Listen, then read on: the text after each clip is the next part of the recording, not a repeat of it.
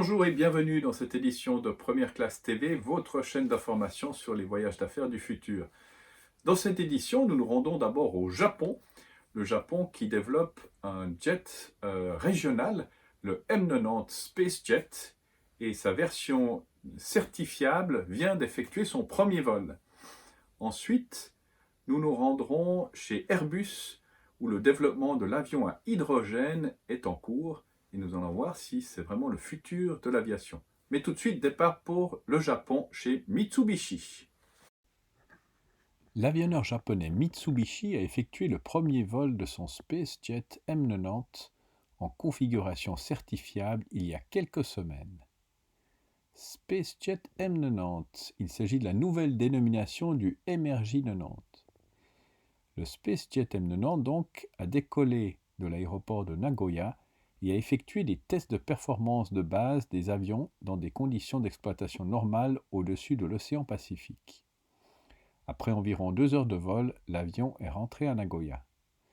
Avec l'achèvement de ce vol, Mitsubishi est prête à entrer dans la phase finale des essais en vol de certification du SpaceJet M90, le premier avion commercial fabriqué au Japon. Mitsubishi décline son SpaceJet en 2 classes, soit le SpaceJet M70, environ 75 places, et le SpaceJet M90, environ 95 places. Les 2 versions seront également proposées au standard ER, Extended Range, et LR, Long Range. Le SpaceJet est le jet régional qui comprend le plus de matériaux composites afin de diminuer l'impact sur l'environnement.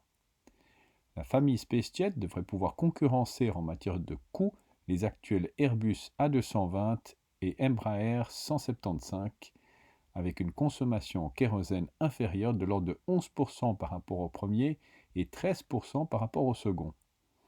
Toujours selon le constructeur, le SpaceJet, doté des moteurs Pratt & Whitney Pure Power PW1217G, réduira l'empreinte de bruit au décollage de 40% par rapport à l'Embraer 190.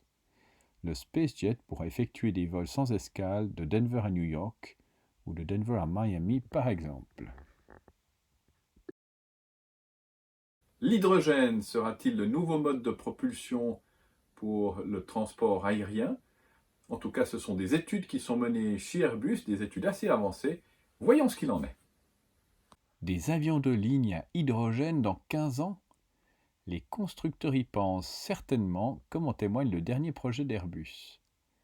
L'avionneur européen a en effet dévoilé en février au Salon aéronautique de Singapour un modèle réduit d'ailes volantes destiné à étudier de nouvelles architectures pour les avions de ligne du futur moins gourmands en carburant. Ce projet, baptisé Maverick, est un démonstrateur technologique, une sorte de prototype destiné à valider la faisabilité d'un concept qui a le potentiel pour réduire jusqu'à 20% la consommation de carburant par rapport aux avions monocouloirs actuels comme les A320 ou Boeing 737. Lancé dans le plus grand secret en 2017, il a effectué son premier vol en juin 2019.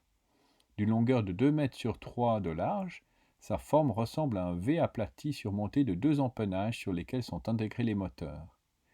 Bien qu'il n'y ait pas de calendrier spécifique pour une mise en service, ce démonstrateur technologique pourrait contribuer à faire évoluer les architectures des avions commerciaux vers un avenir écologiquement durable pour l'industrie aéronautique.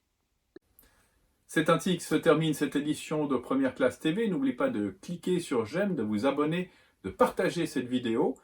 Nous nous retrouvons la semaine prochaine et la semaine prochaine, nous allons faire un clin d'œil à Astérix et Obélix chez Cléopâtre. Je ne vous en dis pas plus maintenant. Rendez-vous la semaine prochaine.